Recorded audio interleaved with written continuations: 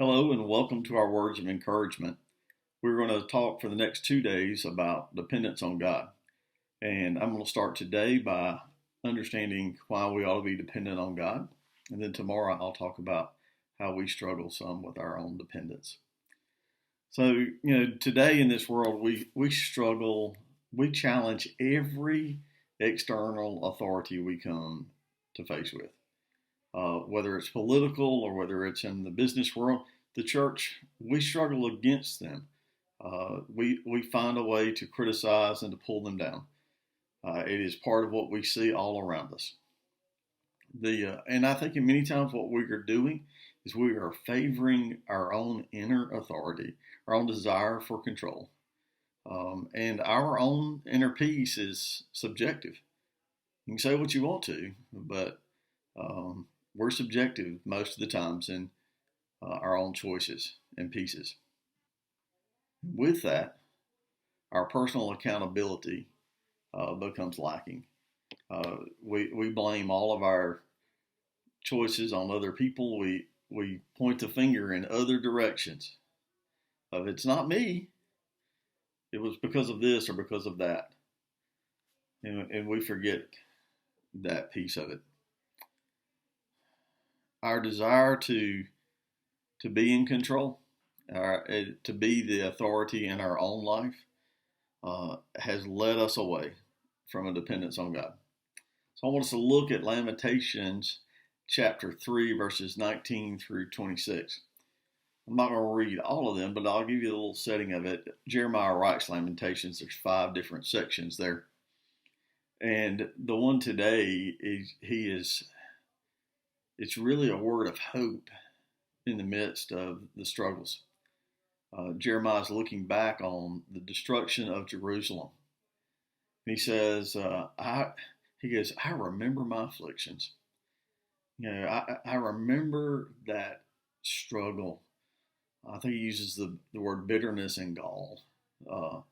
Says, I like these words. He says, I remember them, and my soul is downcast within me. We can hear the struggle. He says, my soul is downcast.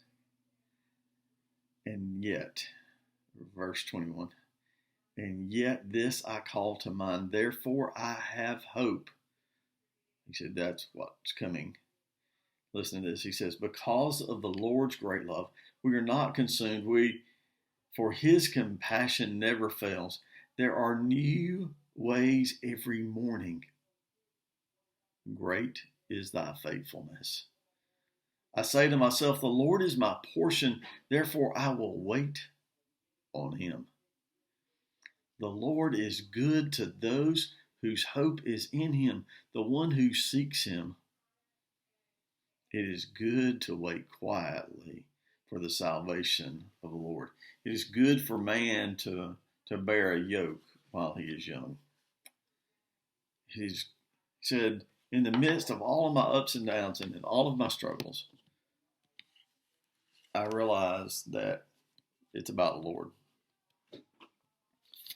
So we need to remember that he is, our God is supremely worthy of our compassion, our hope, and our dependence. Much more than our own. He tells us we ought to avoid things. He tells us we shouldn't go in certain directions. We ought to avail ourselves to his leading. I know sometimes I haven't always done that. I'm going to read just a little piece from Sid Buzzell, who wrote a book on leadership. He said, we will often be tempted to complain that our way is hidden from the Lord. It'll give us cause to discard God. It comes out of Isaiah chapter 40. He said, but doing so means judging according to an appearance, not according to reality. He said there's only 2 possible perceptions for God, for us to choose about God. He said we are either going to look and understand who God is, we're going to look at our circumstances. And we're going to view God, we're going to first view our circumstances through the lens of God, or we're going to view God through our circumstances. We need to be looking through the lens of who God is at our circumstances in life. And therefore, we'll be able to make a choice to depend on our Lord in the midst of those challenging circumstances. We have to start with a dependence on God and understanding who He is, His faithfulness, His hope in the midst of all despair and all the struggles. And then we'll be able to handle better that which we walk in. We'll be able to have hope. We don't. Which way are you looking? You're looking from your circumstances, your situations in life upon God? Or are you looking from God up here at the circumstances in which you live in?